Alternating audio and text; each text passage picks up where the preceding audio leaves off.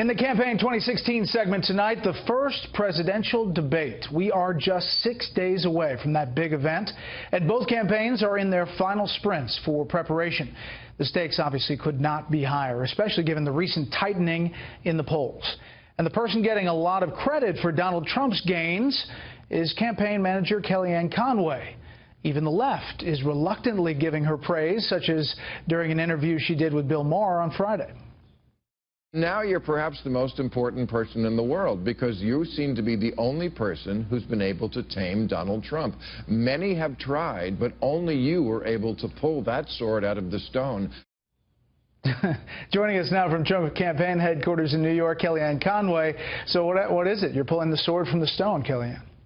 No, it's very nice of Bill Maher and you, Bret Baier, to say that. But let me repeat to you what I said to Bill Maher on his show, which is, it's Donald Trump who deserves all of the credit. This is his campaign. This is his movement. He's the guy on the plane every day taking the case right to the people.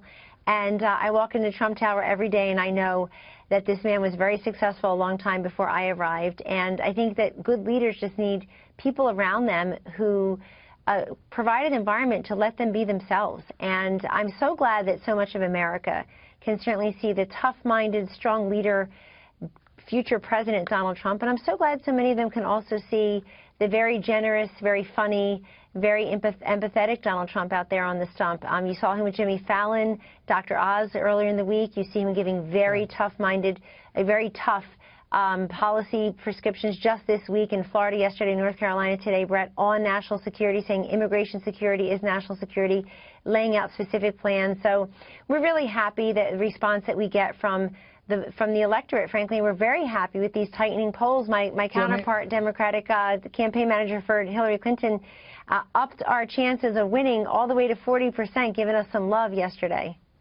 Let me ask you about debate preps, because we are 6 days away, and we've heard a little bit from the candidate himself about this, but specifically what is happening. We see him on the trail. We see him at these events. He kind of jabbed Hillary Clinton on Twitter today for being off the trail and working on debate prep. What is he doing specifically?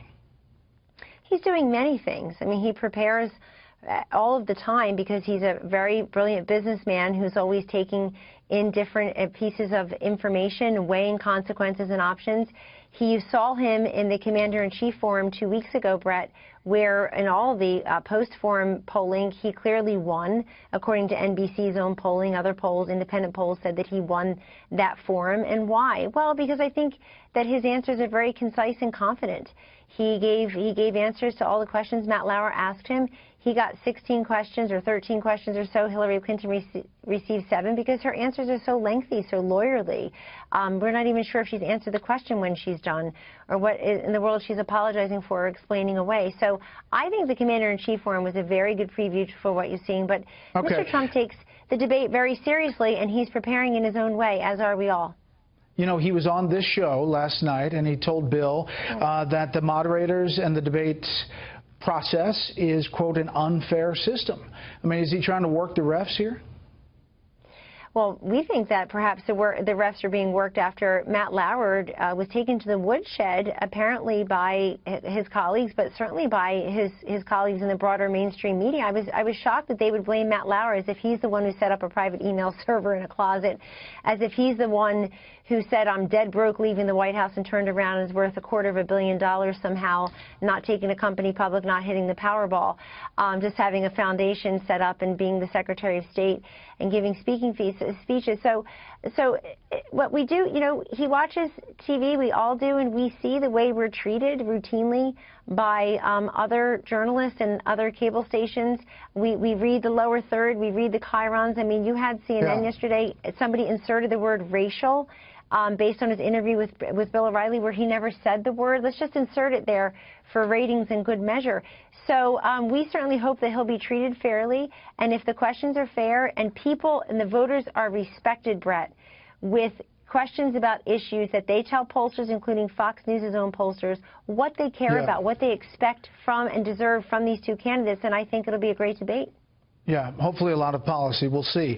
The Washington Post has a story in which it says, quote, Donald Trump spent more than $250,000 from his charitable foundation to settle lawsuits that involve the billionaire's for-profit businesses, according to interviews and a review of legal documents. It goes on from tax records to detail exactly what those payments were. What is the reaction to this story and the specific allegation that this may have been illegal? Right. So in the second paragraph of that story, Brett, you'll notice that the journalist does say may have, and later on says the IRS or the authorities may look into it.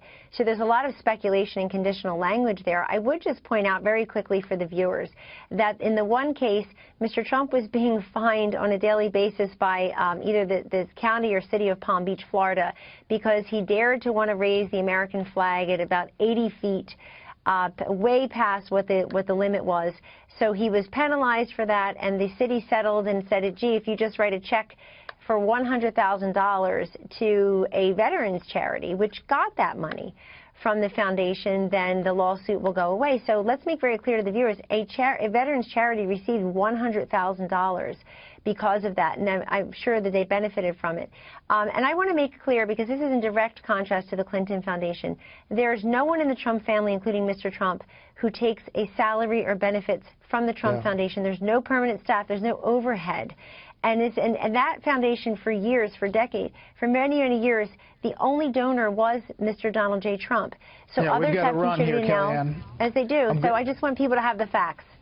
Yeah, we appreciate you addressing it. Thank you, as always, for coming on.